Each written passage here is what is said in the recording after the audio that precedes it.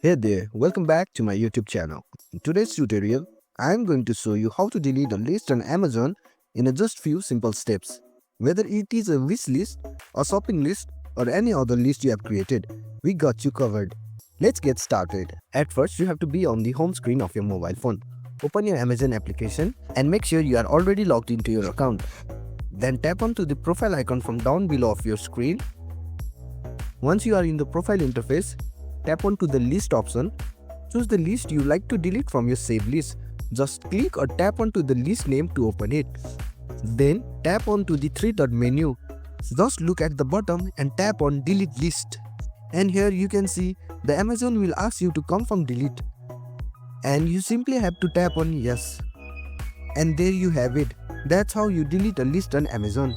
If this tutorial helped you, don't forget to give it a thumbs up and subscribe to my channel for more tips and guides. Thanks for watching, and I will see you in the next video.